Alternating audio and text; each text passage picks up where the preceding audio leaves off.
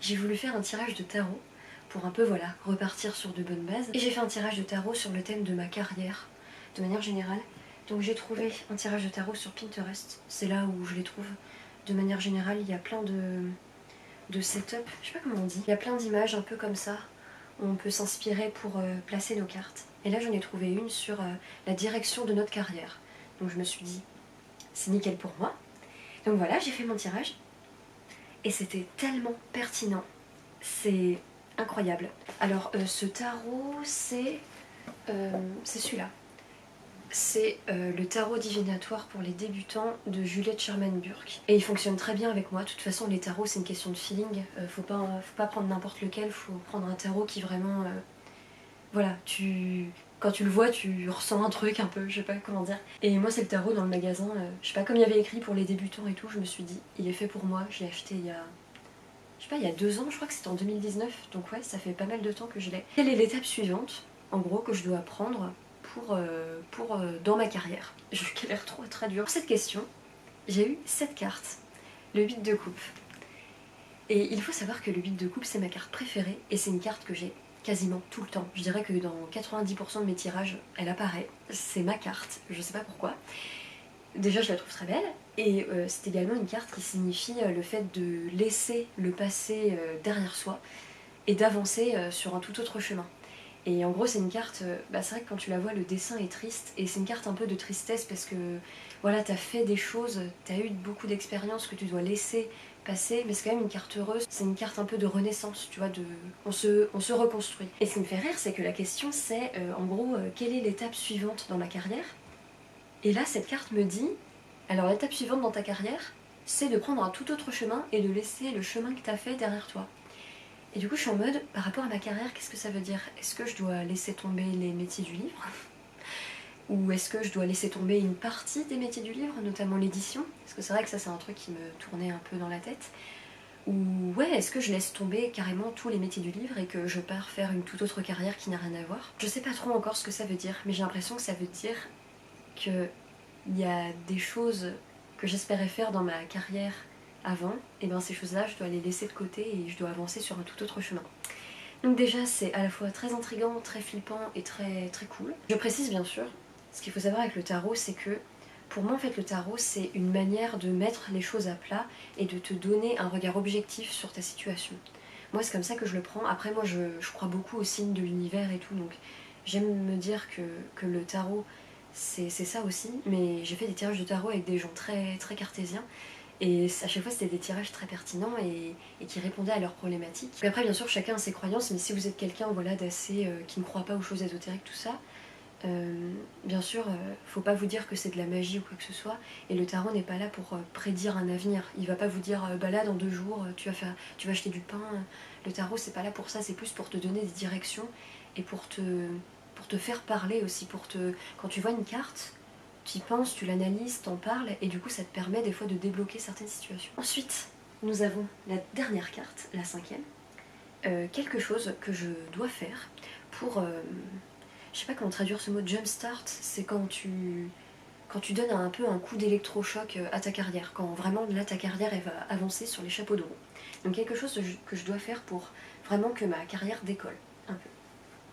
Ce qui est très intéressant, c'est que j'ai eu le valet de bâton, et le valet de bâton, c'est thème de cette carte, un messager apportant des idées créatives. Le valet évoque le dicton « Les petits ruisseaux font les grandes rivières ». Par exemple, une idée d'apparence anodine peut se transformer en roman ou en film à succès. En gros, c'est une carte dont le thème c'est, voilà, tu peux prendre un tout petit truc, un petit détail, et tu peux en faire quelque chose un art. Tu peux, en fait, c'est la carte des idées créatives qui te viennent pour que tu fasses quelque chose de grand à partir de ça. Je sais pas à quel point mes explications étaient claires. Et je répète que la question c'est quelque chose que je dois faire pour faire décoller ma carrière. Et cette carte me dit, il faut que tu crées, en fait tout simplement. Il faut que tu prennes des idées créatives et que tu en fasses quelque chose. Là, actuellement, je suis un peu en période de vacances parce que j'ai terminé les cours et je commence le stage dans 2 mois. Et du coup, je me suis dit que ce serait une période super pour réaliser mon rêve qui est d'écrire un livre. Et là, cette carte me dit que pour faire décoller ma carrière, je dois commencer à le faire. Et c'est pour ça que j'avais envie d'en parler à la caméra, c'est vraiment ce tirage. Il est incroyable, je trouve. Je voulais vous parler de The Poppy War que j'ai pas mal avancé. Là, il me reste 100 pages. Donc je vais le terminer soit aujourd'hui, soit demain. Mais en tout cas, je vais le terminer bientôt. Hier, en fait, j'ai lu le chapitre 21. Le chapitre 21 de The Poppy War est assez célèbre parce qu'il est très dur, très bouleversant et très graphique. C'est un chapitre qui contient énormément de trigger warning. Du coup, il y a beaucoup de personnes qui ont résumé le chapitre en précisant les triggers et qui résument le chapitre pour que les gens pour qui ce sont des sujets trop compliqués n'aient pas à lire ce chapitre. Je savais qu'il y avait un chapitre qui était compliqué à lire, mais comme il me restait plus de 100 pages du coup, parce que là il me reste 100 pages mais hier du coup il me restait plus de 100 pages, je me disais bah le chapitre, enfin j'y pensais même pas, je me disais que ce serait beaucoup plus loin. J'avais pas tilté en fait que c'était le chapitre 21. Du coup je me suis lancée dedans sans être préparée.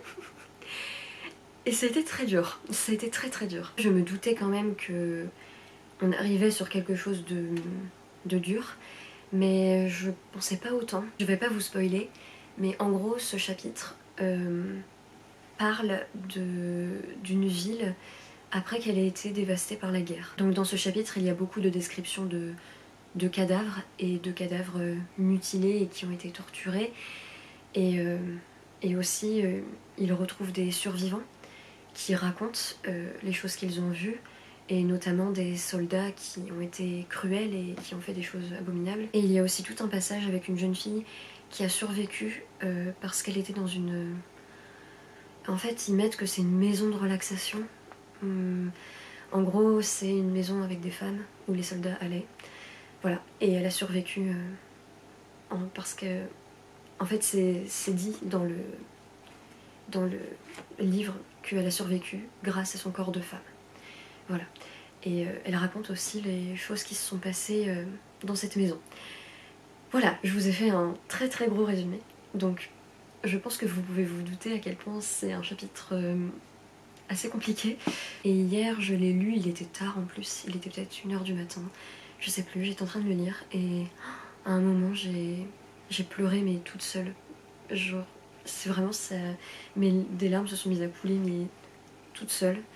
Et à un moment j'ai dû faire pause. Il y a une amie qui me parlait par message à côté, donc j'ai pu un peu...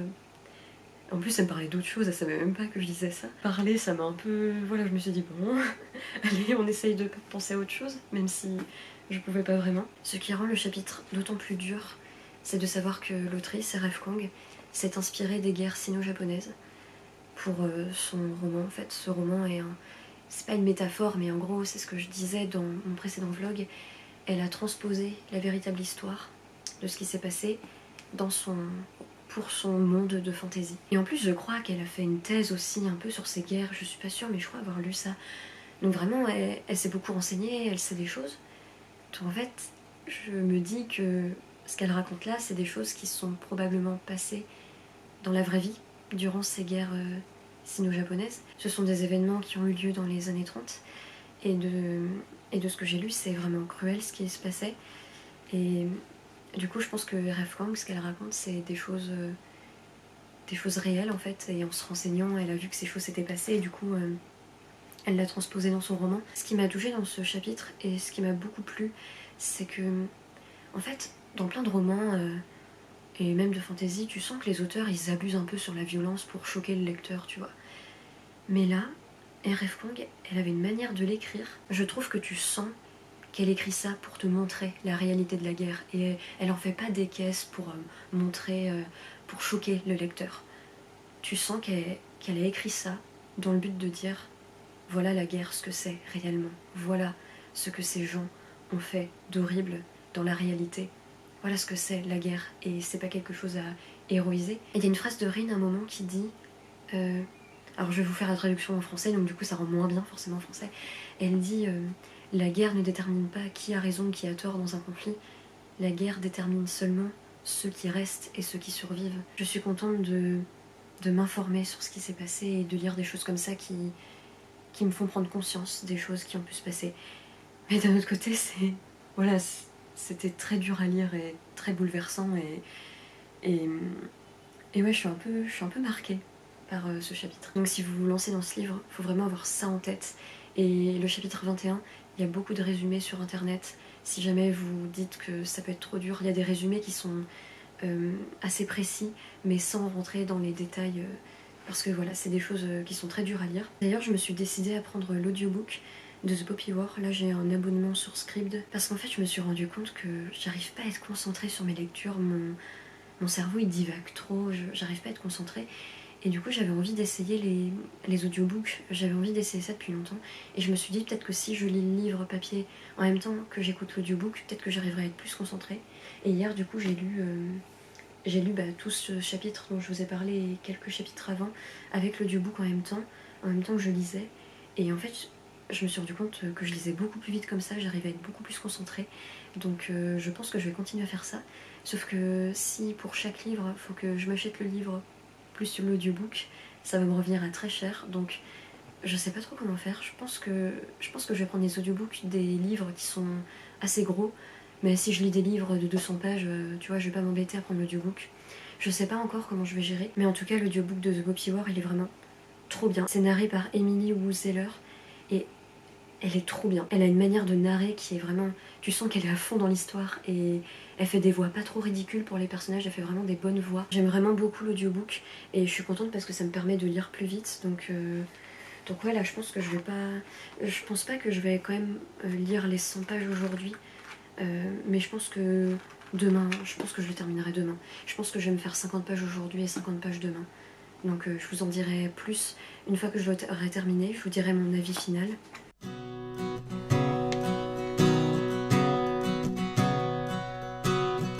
You should take it as a compliment that I got drunk and made fun of the way you talk.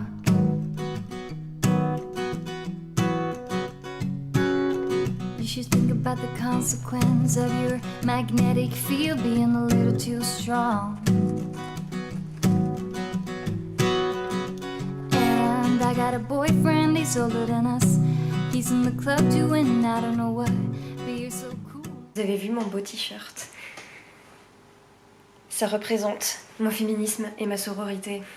J'ai envie de le porter tous les jours pour le montrer au monde entier. J'espère que vous allez bien. Nous sommes le lundi 22 mars et il est 15h37, très exactement. J'ai commencé ce vlog la semaine dernière, mais je vous ai pas beaucoup pris la semaine dernière. J'ai pas beaucoup fait de plans, j'ai pas beaucoup parlé face à la caméra parce que du coup c'était ma première semaine de vacances. Du coup c'était ma première semaine après la fin de mes études et j'étais motivée en fait, enfin je pensais être motivée et je me disais waouh je vais faire plein de choses, je vais faire ci, je vais faire ça et tout.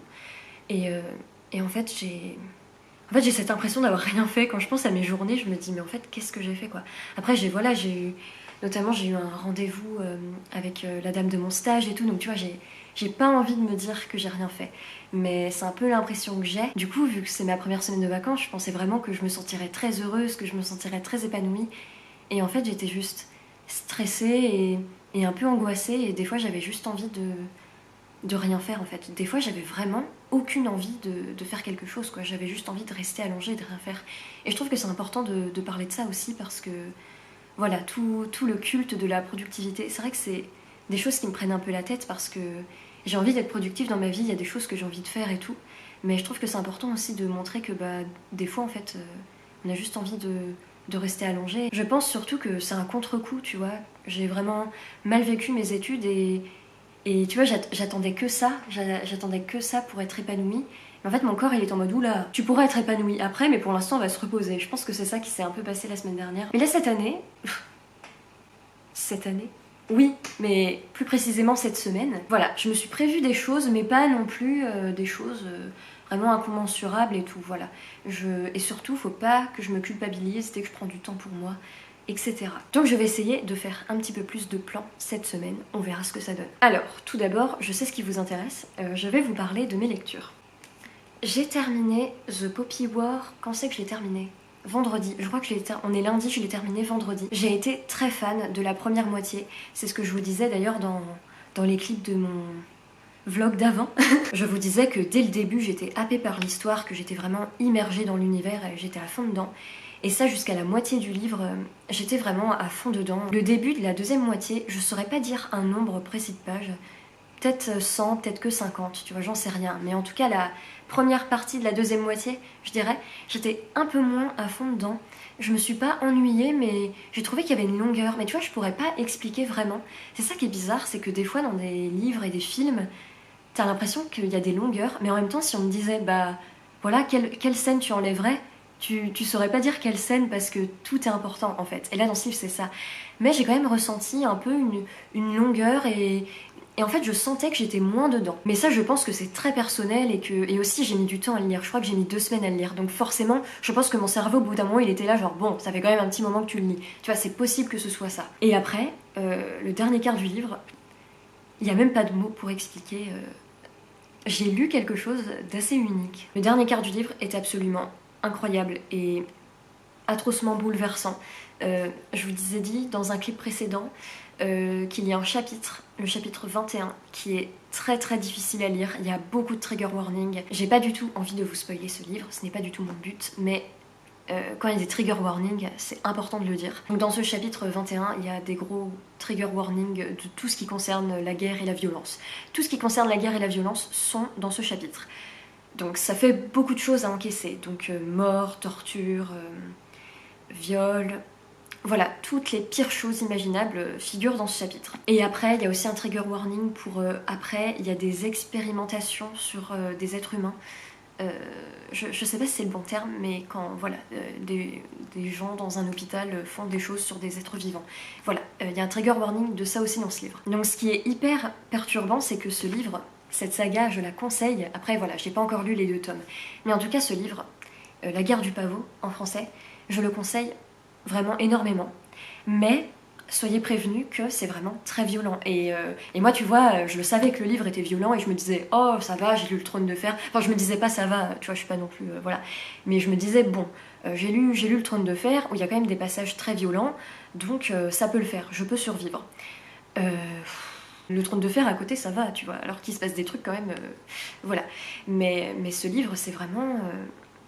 R.F. Kuang, elle est très forte, elle est très très forte, et ça se sent qu'elle est très renseignée sur son sujet, parce que ce qui rend ce livre d'autant plus fort, c'est qu'il reprend la réalité des conflits sino-japonais, et cette réalité, elle se sent. On sent que R.F. Kuang, elle nous dit clairement, voilà ce qui s'est passé, voilà ce que c'est la guerre, la vraie, et c'est pas du tout quelque chose à héroïser ou à glamouriser ou quoi que ce soit, voilà ce que c'est, voilà la réalité des choses en fait. Et elle nous met ça, et elle, avec une écriture très juste et très belle à la fois. Et en effet, ce livre est violent, et en effet, il y a beaucoup de violence, et c'est très dur à encaisser. Donc je comprends qu'on peut ne pas aimer ce livre à cause de ça. Mais par contre, les gens qui disent « Oh oui, R.F. Kuang, elle a mis trop de violence dans son livre », bah oui, mais c'est la réalité en fait. C'était ça, les guerres sino-japonaises. C'est ça ce que les gens ont vécu à ce moment-là. C'est ça que R.F. Kuang nous dit. Et tu peux pas reprocher à R.F. Kuang de mettre trop de violence dans son livre quand ce qu'elle raconte, c'est la réalité des faits. En fait, si c'est trop dur à encaisser pour toi, tu peux reposer le livre et dire voilà, c'est pas fait pour moi.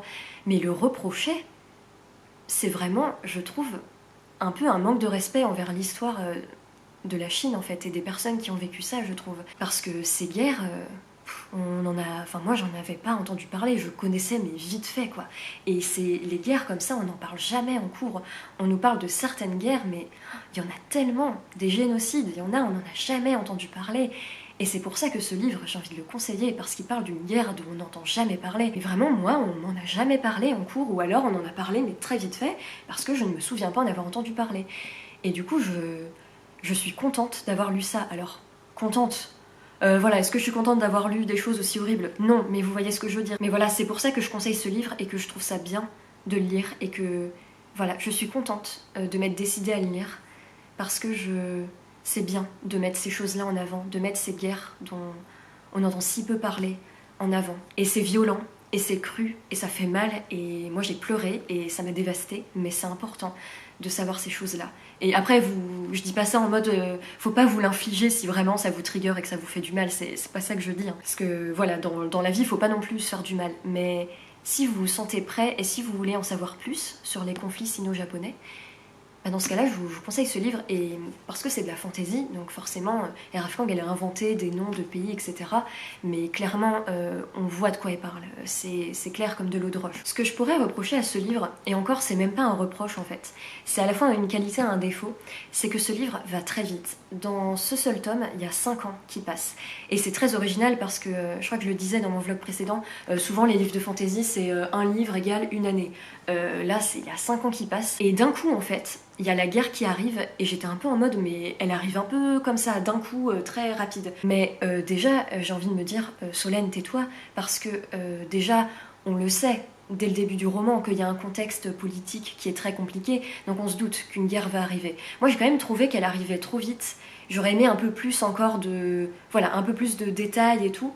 Mais en soi, c'est pas quelque chose que je peux reprocher parce que en soi, voilà, c'est là depuis le début. Et puis voilà, les guerres souvent, ça arrive d'un coup comme ça, sans prévenir, et c'est ça la réalité de la guerre aussi. Et je me dis peut-être que R.F. Kuang, c'est ça aussi qu'elle a voulu montrer. La guerre arrive vite, et du coup les gens sont en mode oula, faut qu'on se prépare, faut... Voilà, mais c'est ça aussi la réalité de la chose, c'est que les guerres, ça tombe un peu dessus comme ça.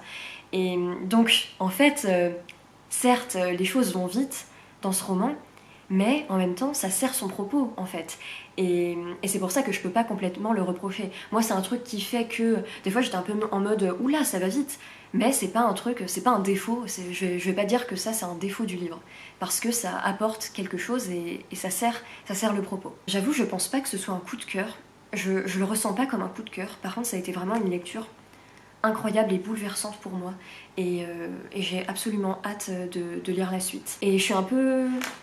En fait, j'ai pas de mots pour décrire ma lecture parce que, tu vois, sur Goodreads, j'ai mis mes 4 étoiles sur 5. En vrai, j'aurais mis 5 sur 5 si j'avais ressenti le coup de cœur, mais en vrai, il mérite un 5 sur 5. Tu vois, j'ai mis 4 sur 5, mais c'est une note très personnelle, mais objectivement, il en mérite 5, tu vois. Et sur Goodreads, je mets mes étoiles et très souvent, je mets un avis, même si c'est juste 2 lignes. Là, j'ai juste mis mes étoiles et c'est tout. J'ai pas pu mettre d'avis parce que je n'arrive pas à parler de cette lecture. Alors là, je viens d'en parler pendant je sais pas combien de temps, donc en soi, j'y arrive. De toute manière, c'est obligé, je ferai un vlog lecture pour ma lecture des 2 prochains tomes, et je sais pas quand c'est que je vais les lire, mais en vrai, je vais pas tarder parce que vraiment, j'aime vraiment beaucoup cette saga. Et après, c'est vrai que les premiers tomes des sagas, c'est souvent des tomes que j'aime moins, donc je me dis, si déjà ce tome m'a fait cet effet-là, mais alors les 2 autres, ça va donner quoi? Et surtout, les choses vont tellement plus loin que ce que j'aurais imaginé, que là je me dis mais qu'est-ce qui va se passer dans les 2 prochains tomes? Parce que là on est déjà parti tellement loin, le personnage principal elle est déjà allée tellement loin que je me dis qu'est-ce qui peut arriver dans les 2 prochains tomes? Qu'est-ce qui peut arriver de pire en fait dans les 2 prochains tomes? Parce que là déjà on a atteint un level d'horreur, je me dis mais est-ce que ça va être pire les 2 prochains tomes? Je pense que oui. Souvent ça va crescendo. Aussi rapidement, je voulais vous parler de ma lecture du moment que j'ai commencé ce week-end.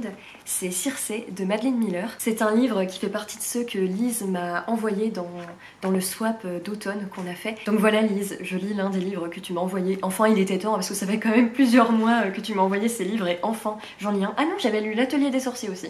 Donc voilà, j'ai quand même déjà commencé. Regardez-moi cette édition absolument sublime. Je l'ai commencé ce week-end et je suis rendue à 88 pages. Je suis rendue au chapitre 8. Enfin là, j'ai fini le chapitre 8 et je vais commencer le chapitre 9. Donc, rapide résumé, dans Circé, tout simplement, on va suivre l'histoire de Circé, qui est un personnage mythologique. Et en fait, tout simplement, on va suivre la réécriture de Madeline Miller du mythe de Circé, que moi je connaissais très très vaguement. Je connaissais vraiment pas tous les détails. J'adore la mythologie grecque. Je connais... par cœur certaines histoires, mais l'histoire de Circé, j'avoue que je la connaissais pas des masses. Pour l'instant, j'aime beaucoup. Déjà, je trouve que l'écriture de Madeline Miller est absolument magnifique. C'est mélancolique, moi j'adore. Elle a vraiment une très belle écriture. Ce que j'aime particulièrement, c'est les fins de chapitre. Je trouve qu'elle a une grande force pour ses fins de chapitre. Elle fait toujours des fins de chapitre qui sont très forts, très marquants, avec des phrases très belles. J'ai l'impression qu'à chaque fois, les fins de ces chapitres, c'est des phrases un peu que tu peux mettre en légende sur Instagram, tu vois. Enfin, je sais pas comment expliquer, mais c'est vraiment des phrases très belles. Et je trouve qu'elle est très forte pour ses fins de chapitre. Et du coup, ça donne envie forcément de lire la suite. Mais pour l'instant, j'avoue, je suis pas hyper emballée. J'aime beaucoup ma lecture. Je trouve ça très beau. J'aime beaucoup ce livre. Mais pour l'instant, je trouve pas ça incroyablement marquant ou quoi que ce soit. En fait, pour résumer ma pensée, je dirais que si par exemple je finissais le livre et que j'avais le même sentiment que j'ai maintenant, je sais pas si c'est clair, en gros voilà, ça aurait été une lecture que j'aime bien, mais pas incroyablement marquant. Donc il me reste quand même 200 pages, donc ça a le temps d'évoluer. Là on va dire que je suis qu'au début, je suis même pas encore à 100 pages, donc je pense et j'espère que ma pensée sur ce livre va évoluer. Donc voilà, je vous en reparlerai plus dans ce vlog, c'est trop beau, la lumière qui bouge là sur le livre, j'adore. Nymeria est H24 sur mon fauteuil de bureau.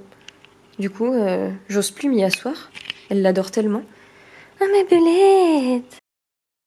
Il est 17h43 et je reviens vers vous car j'ai reçu un colis. Je savais pas du tout qu'il était arrivé. Je l'ai su car j'avais rendez-vous chez mon kiné. Du coup, en descendant vers les boîtes aux lettres, je l'ai vu parce qu'en plus, dans le nouvel immeuble où on a déménagé, les boîtes aux lettres sont rikiki. Mais quand je dis rikiki, c'est que il y a que des enveloppes blanches là, normales, qui peuvent passer. Mais même les enveloppes marron, elles passent pas. Il y a rien qui passe quoi. Donc moi j'étais en mode bah super, dès que je vais prendre des colis, il faudra que j'aille à la poste les chercher. Et là, du coup, le facteur a mis mon colis genre en plein milieu, coincé entre deux boîtes aux lettres. Du coup j'étais en mode bon, bah, avant d'aller chez mon kiné, je vais ramener le colis chez moi. Donc du coup au final j'étais en retard, enfin bref. Donc d'un côté je suis en mode c'est bof de la part du facteur d'avoir laissé le colis comme ça en plein milieu, mais en même temps ça m'empêche de faire un aller-retour à la poste et ça fait que j'ai mon colis maintenant. Donc au final, du coup c'est un colis de World of Books dont je vous ai déjà parlé. C'est une entreprise, je sais pas si c'est le bon terme, mais bon, je veux dire que c'est une entreprise qui se situe en Angleterre et en fait ils prennent des livres d'occasion, que de l'occasion, et ils le revendent sur leur site. Je dirais pas que les prix sont peu chers, ça dépend des livres. Là je crois par exemple les livres que j'ai pris, je les ai pris, ils étaient à 8 €. Donc tu vois, pour de l'occasion, il y a des livres neufs en poche, voilà, qui sont à 8 €. Donc bon. Par contre, ce qui est bien avec World of Books, c'est que les frais de port vers la France sont gratuits. Et en plus, c'est de l'occasion, donc moi je fonce, c'est totalement mon éthique. Et en plus, là, par exemple, vous voyez, le papier qu'ils utilisent pour les colis, c'est du papier qui est recyclable. Et il n'y a pas de suremballage, c'est juste ce papier-là. Et là, c'est la 3e fois que je commande chez World of Books. Et à chaque fois, j'ai reçu mes commandes super vite, genre en moins d'1 semaine, alors que ça vient d'Angleterre. Par contre, l'état des livres était pas toujours super. Genre, mon exemplaire de Jane Eyre, je suis un peu déçue parce que je l'ai payé quand même 8 € et quelques, ce qui se rapproche du prix de base en plus. Et en soi, il était en bon état, voilà, mais il y avait quand même des pages déchirées. Et voilà, l'extérieur, c'était pas. Voilà, ça allait, mais c'était pas incroyable. Donc clairement, si vous commandez là-bas, faut savoir clairement que c'est de l'occasion et que vous recevrez pas un livre en parfait état. Mais ils sont pas non plus dans un état absolument affreux, donc ça passe. Donc là, on va voir dans quel état ils sont.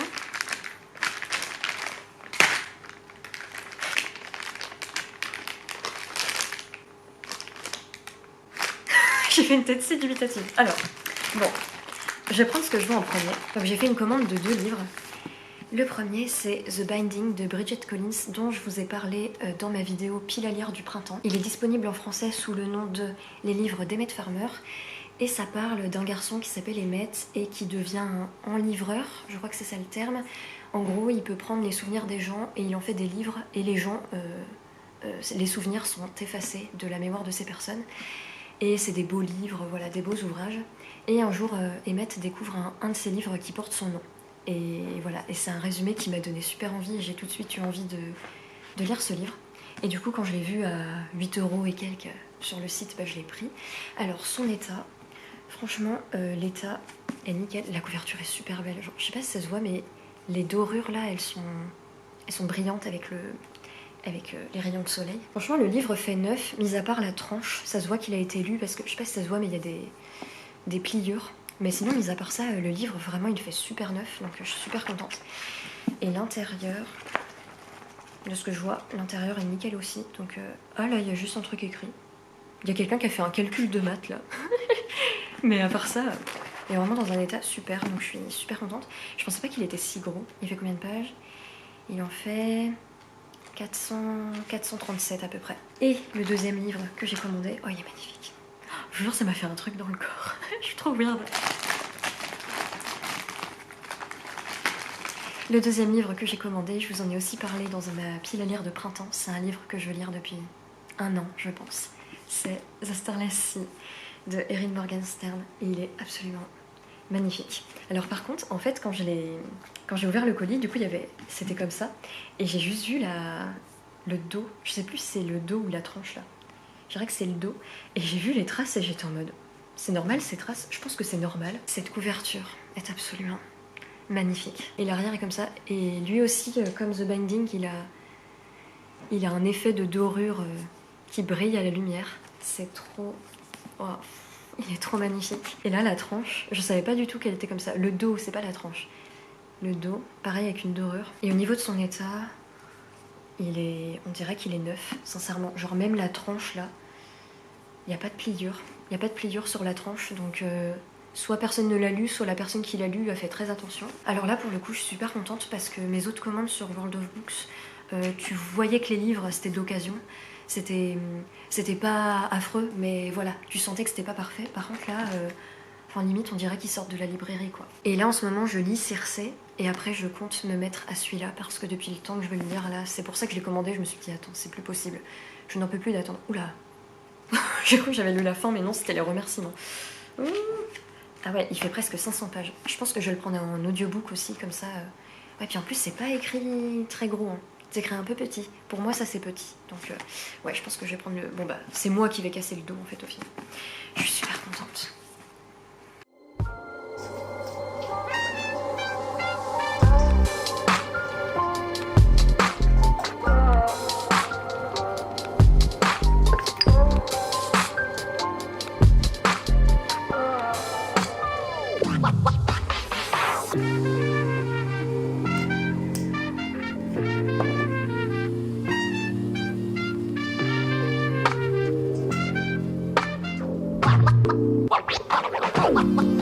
Tommy, Tom, j'ai oublié de le beurrer. C'est grave? Je voulais vite fait revenir vers vous pour vous donner un petit update sur ma lecture de Circé. Donc là, je suis rendue à 155 pages. Donc j'ai lu 13 chapitres. J'ai bugué parce que c'est écrit en chiffres romains. Alors, je trouve ça absolument bien écrit. L'écriture de Madeline Miller est vraiment magnifique et mélancolique et c'est vraiment le genre d'écriture qui me plaît. C'est très lent en plus, il se passe des choses mais c'est quand même un peu, je sais pas, c'est un peu introspectif et tout. C'est le genre d'écriture que j'aime beaucoup. Par contre, je m'ennuie. Pour l'instant, je vois pas d'intérêt au livre. J'ai remarqué que ces derniers temps, quand je le lis, des fois je pense un peu à autre chose et tout. Je suis pas à fond dans ma lecture, je suis pas très intéressée. Et encore au début, ça allait, tu vois, j'étais quand même en mode c'est bien écrit, c'est intriguant, j'ai envie de continuer. Et là, depuis. Parce que je le lis le soir en ce moment, j'arrive pas à lire en journée, je lis que le soir en ce moment. Donc là, ça fait peut-être 2 ou 3 soirs où quand je le prends, je suis un peu en mode ah oui, c'est vrai, je dois le continuer. Tu vois, je suis vraiment pas à fond dans ma lecture. Et c'est super dommage parce que ce livre me donnait super envie. C'est pour ça d'ailleurs que je l'ai mis dans ma wishlist pour Lise lors du swap. Après, voilà, en tout, il y a 330 pages. Je suis rendue à 155, donc. Je suis pas rendue tout à fait à la moitié. Je suis même pas encore rendue à la moitié. Donc c'est possible que la deuxième moitié m'intéresse plus. J'espère en tout cas. J'espère que je vais le finir dans pas trop longtemps parce que j'ai pas envie qu'il me dure 1000 ans non plus. Mais vu que je suis de moins en moins motivée pour le lire, bah du coup je lis de moins en moins de pages chaque jour quoi. Donc je vais essayer quand même de pas le finir dans trop longtemps. Et du coup je vous redirai mon avis final. Donc j'espère qu'il sera meilleur que celui que j'ai actuellement. Mais bon, j'ai quand même lu 150 pages et pour l'instant. Voilà, pour l'instant je suis pas à fond dans l'histoire et je trouve ça bien écrit mais sans plus, donc c'est un peu dommage.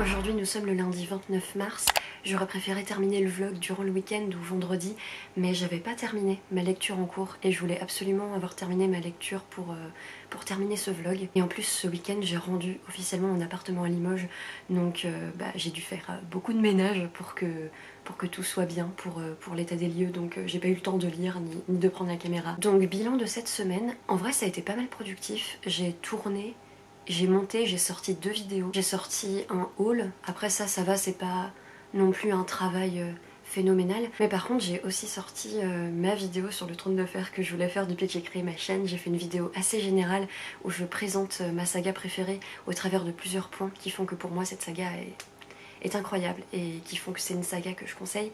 J'ai fait cette vidéo que je vous mets dans le petit i, et cette vidéo en vrai ça a été pas mal de travail parce que je l'ai vraiment écrite, parce que je voulais vraiment être claire et précise et réfléchir aux points dont je voulais parler, donc c'était pas mal de travail en vrai cette vidéo, donc je suis plutôt fière de moi d'avoir réussi à comme ça filmer, monter et sortir 2 vidéos comme ça dans la semaine. Sinon j'ai fait mon état des lieux, donc j'ai officiellement quitté mon appartement à Limoges. Je pense que j'arrive pas à me rendre compte tout à fait de ce que ça signifie parce que je dois encore retourner à Limoges pour des rendez-vous médicaux encore. Et aussi j'ai pas officiellement terminé mon master sera officiellement terminé quand j'aurai le diplôme, donc ce sera peut-être qu'en octobre. Donc forcément je me rends pas vraiment compte, mais j'ai quand même rendu mon appartement que j'aimais beaucoup. Donc en vrai je suis assez contente, ça a été une semaine pas mal productive. Après j'ai encore pas écrit durant la semaine. Je m'étais dit que j'avais trop hâte d'être enfin en vacances pour pouvoir écrire, et depuis le début de mes vacances je n'ai pas écrit. J'ai un peu regardé des appels à texte et tout, donc j'ai au moins fait cette démarche, mais j'ai pas écrit, donc il faudrait que je m'y mette. Il faudrait vraiment que là, cette semaine, vu qu'on est lundi, on se donne des objectifs, ce serait bien que cette semaine je m'y mette. Et sinon cette semaine a été aussi productive parce que j'ai lu en entier Circé de Madeline Miller. Je l'ai terminé hier, ou disons durant la nuit, parce que je l'ai terminé là, enfin pas ce matin, mais durant la nuit à 3 h du matin. En fait il me restait 60 pages pour le terminer. Donc je me suis dit, vas-y, rush les dernières pages, comme ça c'est fait, tu l'as terminé et on n'en parle plus. Ce livre me donnait super envie. Je l'ai eu dans le swap que j'ai fait avec Lise, de la chaîne Lizzie Baskerville. Je l'avais mis dans ma wishlist et c'est pour ça qu'elle me l'a envoyé. Je voulais vraiment le lire, et vraiment, je suis totalement passée à côté de ce bouquin. Du coup je suis un peu déçue. En gros ce livre, c'est une réécriture moderne du mythe de Circé, qui est un personnage de la mythologie grecque par Madeline Miller. Madeline Miller, c'est celle qui a écrit Le Chant d'Achille, qui est également une sorte de réécriture de la mythologie grecque. Et donc pendant ce livre, on va suivre le personnage de Circé et les choses, voilà, les choses qui font son histoire mythologique. On va rencontrer aussi d'autres personnages mythologiques parce que j'ai l'impression que Circé, durant sa vie, elle a rencontré tous les personnages qu'on connaît. Au début, j'aimais bien ce livre, j'aimais bien ma lecture, et en fait, je me disais, c'est long, il se passe pas grand chose, mais c'est que le début, c'est une introduction, et après ça va aller mieux. Et en fait, cette longueur que je trouvais au début et le fait qu'il se passait pas grand chose, bah, ça a continué tout au long du livre en fait. J'ai quand même trouvé des points positifs à ce livre. Déjà, l'écriture de Madeline Miller est absolument magnifique. Elle a une écriture très belle, qui est très touchante, qui est très, avec des mots poignants et très justes. Une écriture très sensible que j'ai beaucoup aimée, donc ça déjà c'est un gros point fort. Ce que j'ai aimé aussi, c'est qu'il y a des passages qui sont assez intéressants, il y a des réflexions sur la condition de Dieu, sur la condition d'être immortel. Il y a des propos des fois qui sont assez intéressants. Et à un moment du livre, j'ai été pas mal intéressée vers le milieu. Il y a un moment précis où j'ai été intéressée, sinon le reste j'étais pas intéressée. Mais il y a un moment c'était intéressant avec un... Voilà, je vais pas spoiler, mais il y a un personnage qui arrive et qui passe du temps avec Circé, et j'ai bien aimé ces chapitres-là. Mais voilà, c'est genre 4 chapitres au milieu. Et sinon, ce qui est intéressant aussi, c'est que c'est une réécriture qui est assez féministe. Après, j'avoue que j'ai vu beaucoup de gens dire que ce livre, voilà, que Madeline Miller, elle faisait une réécriture féministe, mais j'avoue que ça m'a pas tant marqué que ça. Oui, évidemment, on sent que Madeline Miller est extrêmement féministe, et on sent que le personnage de Circé apporte une perspective féministe, on le sent. Mais j'ai pas trouvé non plus ça absolument incroyable. Je trouve que cette perspective-là est pas non plus très appuyée en fait. Après c'est peut-être que Madeline Miller le fait tellement subtilement que ça m'a pas sauté aux yeux. Mais... Et puis il y a un propos à un moment qui est un peu...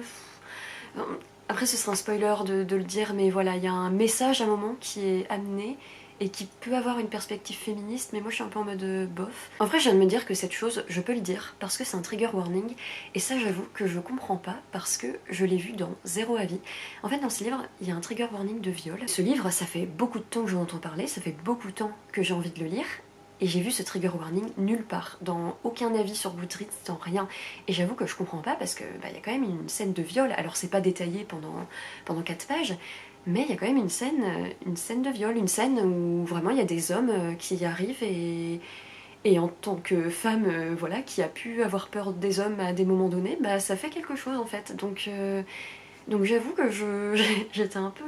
Il y a quelqu'un sur Instagram qui m'a répondu à ce moment-là en me disant bah ouais moi franchement quand j'ai vu cette scène j'étais vénère Enfin, je comprends pas pourquoi personne en a parlé avant. Donc du coup, bah désolé pour les gens qui considèrent ça comme un spoiler, mais c'est un trigger warning. Moi j'aurais aimé le savoir en fait avant de le lire, donc bah je le dis. Circé à un moment subit un viol. Ça dure moins d'une page, je dirais. C'est la fin d'une page et le début d'une autre, en tout cas dans mon édition. Donc c'est pas très long, mais il y a quand même une scène comme ça. Et surtout, j'ai un peu l'impression que Madeline Miller, elle tourne ça en mode... vous savez, un peu l'idée que les personnages féminins subissent un viol et après deviennent plus fortes. Je trouve qu'elle le tourne un peu comme ça. Et c'est un truc qui me dérange pas mal parce que tu n'as pas besoin de subir des choses affreuses en tant que femme pour après devenir forte en fait. Tu n'as pas besoin d'être un personnage fort en fait dans tous les cas. J'aimerais bien faire une vidéo là-dessus, sur le fait qu'on demande toujours aux personnages féminins d'être badass sinon vous n'êtes pas intéressante. Non en fait, bref, ça m'agace, je suis agacée. Bref, passons là-dessus. Dans tous les cas, Circé, elle avait pas besoin d'un viol pour être forte. Et on voit depuis le début que c'est un personnage très fort. Et en plus, des choses pas cool, elle en a vécu depuis qu'elle est née. Elle est détestée par sa famille et tout. Elle en a vécu des choses pas cool. Et on voit qu'elle est forte, on voit qu'elle...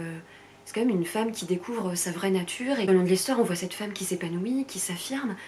Est-ce qu'elle avait besoin d'un viol pour prouver qu'elle est forte au lecteur? Moi, elle n'avait pas besoin de ça pour me prouver qu'elle était forte en fait. Après, vous allez me dire, oui, mais ce viol, il est dans l'histoire mythologique. Je sais pas s'il est dans l'histoire mythologique de base. En fait, je trouve que oui, c'est un livre féministe parce que c'est un magnifique portrait de femme, d'une femme forte, mais par elle-même, voilà, parce que c'est une femme qui s'épanouit et qui s'affirme, et on voit ça, et c'est en ça que c'est un livre féministe. Et sinon, sur des questions politiques et par rapport aux hommes aussi, j'ai pas trouvé que... Enfin voilà, la perspective féministe m'a pas tant marqué que ça. Après, je l'ai pas étudié en long et en large, et puis en plus, comme je vous dis, comme ce livre ne m'a pas passionnée, voilà, je le lisais un peu, des fois je pensais grave à autre chose et tout, donc voilà, j'ai pas étudié la question, je veux pas débattre sur l'aspect féministe de Circé ou pas, je ne sais pas. Mais en tout cas, moi je suis très dérangée par le fait qu'on dise qu'un personnage féminin doit passer par un viol pour après devenir forte, ou un viol ou toute autre agression ou chose affreuse qu'une femme peut subir. Un personnage féminin n'a pas besoin de ça pour être forte, et un personnage féminin n'a pas besoin d'être forte pour être un personnage intéressant. Sinon, en fait, à part ça, je peux pas vous dire des trucs précis qui m'ont dérangée. Je pense qu'en fait, ça l'a juste pas fait avec moi, et ça l'a fait avec d'autres. Il y a des gens qui ont absolument adoré ce livre, c'est le livre préféré de plein de gens, et c'est trop cool, tu vois, et je peux comprendre. Mais moi, je suis totalement passée à côté, mais je peux pas expliquer pourquoi. Même si j'ai trouvé des passages intéressants, même si j'ai trouvé des réflexions intéressantes, j'ai trouvé ce livre un peu sans intérêt, et en fait, je pense qu'il va pas me marquer tant que ça. Après, peut-être que dans 3 mois, je vous dirais ah si, finalement, en fait, Circé, j'y repense pas mal et tout. Peut-être. Mais là, en fait, à l'instant T, je l'ai terminé, j'étais en mode, bah, je l'ai rangé dans ma bibliothèque, et c'est tout, tu vois, Alors que quand je finis un livre qui me marque, tu sais, je reste un peu comme ça, je réfléchis, là vraiment je l'ai rangé et je m'en fichais un peu en fait, c'est un peu triste mais voilà. J'ai trouvé ça un peu long, et pourtant j'adore les livres longs, j'adore les livres qui prennent du temps et qui parlent de... voilà, qui sont très introspectifs, parce que c'est un livre très introspectif, et moi j'aime ces livres. Ou alors c'est plus mon goût maintenant, tu vois, peut-être qu'avant c'était mon goût, maintenant ça ne l'est plus, je ne sais pas. Mais d'habitude j'aime les livres longs qui prennent leur temps. Mais là, je sais pas, ce livre ne m'a pas du tout passionnée. À un moment, j'étais prête à l'abandonner, et je me suis dit non, j'ai envie de lire la fin. Et en fait, au moment où j'avais envie de l'abandonner, c'est là où j'ai lu les chapitres qui m'ont intéressée avec le personnage là, dont je vous disais tout à l'heure, dont je vous parlais tout à l'heure. Je sais même pas français ce que je dis. Donc je me suis dit bon, ok, maintenant ça va y avoir plus d'intérêt et tout, puis en fait après ça m'a encore ennuyée. Donc j'avoue que je suis un peu triste parce que cette année, je me suis dit que je lirais des livres vraiment qui me donne super envie, vraiment qui m'intéresse vraiment. Et malgré cette résolution, depuis le début de l'année, il n'y a que 2 livres que j'ai vraiment beaucoup aimés. Et même, ça n'a pas été des giga coups de cœur, c'est des livres que j'ai énormément aimés, mais voilà. Et puis il y a des livres comme Circé, qui me donnent super envie, où je me dis « Oh, je vais enfin lire ce livre et c'est possible que j'aime ». Et puis au final, je ressors déçue. C'est la malédiction de 2020 qui continue. Je perds pas espoir, hein. Je vais continuer à prendre des livres qui me donnent très envie. Et j'espère avoir des coups de cœur cette année. Circé, malheureusement, ça l'a pas fait avec moi. Mais c'est quand même un livre, je peux comprendre qu'on l'aime, c'est un magnifique portrait de femme, c'est très bien écrit, et surtout aussi ce que j'ai trouvé très intéressant, c'est j'ai appris beaucoup de choses sur la mythologie grecque, j'ai appris des choses sur certains personnages. Alors bien sûr, je suis pas mal intéressée dans la mythologie grecque, j'aime bien. Donc du coup il y a des histoires que je connaissais, mais c'était chouette de retrouver les personnages qui viennent voir Circé et tout, j'ai trouvé ça chouette, et il y a des choses que j'ai apprises. Et je trouve aussi que Madeline Miller, elle rajoute une perspective, par exemple avec un... Est-ce que je dis qu'il est là ou pas? Bon, en gros il y a un personnage très très célèbre de la mythologie grecque, je pense que c'est le personnage le plus célèbre, oh peut-être pas. Bon, il fait partie des personnages les plus célèbres, et c'est un personnage très très héroïque, tout ça. Et ce que j'ai aimé, c'est que Madeline Miller, elle reprend son histoire en disant bah en fait, ces trucs que vous trouvez héroïques dans son histoire, finalement en fait ça l'est pas tant que ça. Et elle le montre un peu sous un mauvais jour. Après elle le clash pas non plus, mais elle le montre dans toute sa complexité d'être humain. Et elle montre que voilà, il y a des choses qu'il a fait, en fait on pense que c'est super cool, mais finalement pas tant que ça. Et c'est vrai que ça c'était quelque chose de pas mal. Mais voilà, c'était pas non plus très très exploré, j'ai trouvé, c'était dit et tout, et c'était intéressant. Et je me disais, ah ouais c'est chouette de voir les choses sous cette perspective, c'est très intéressant. Mais voilà. Du coup non, je clash pas ce livre, et je pense que c'est un livre que pas mal de gens peuvent aimer, et la preuve c'est que c'est vraiment un livre que beaucoup de gens aiment. J'ai l'impression d'être l'une des seules à pas avoir accroché avec ce livre. J'ai l'impression en fait que c'est depuis que j'ai créé ma chaîne YouTube qu'il n'y a plus de livres qui me font un effet waouh. Je vais peut-être quitter YouTube pour retrouver de bonnes lectures. En plus regardez-moi, cette couverture absolument magnifique. Du coup en fait je vais le garder juste pour la couverture, parce que sinon le livre en soi, après je le relirai peut-être dans quelques années, mais pour l'instant j'ai pas du tout envie de le relire. Par contre, je tiens à dire que je reste persuadée que Le Chant d'Achille, du coup de la même autrice Madeline Miller, je reste persuadée que Le Chant d'Achille, je vais aimer. Après bien sûr je reste méfiante, étant donné que je pensais aimer Circé, et finalement j'ai pas du tout aimé, enfin... Pas du tout, mais j'ai pas trop aimé, on va dire. Donc je reste méfiante. Faut pas non plus que je m'attende à quelque chose, parce que sinon je vais être déçue. Mais Le Chant d'Achille, je sais pas, je le sens en moi. Ce livre m'appelle depuis des années, vraiment. Ce livre m'appelle. Je sens que c'est mélancolique as fuck.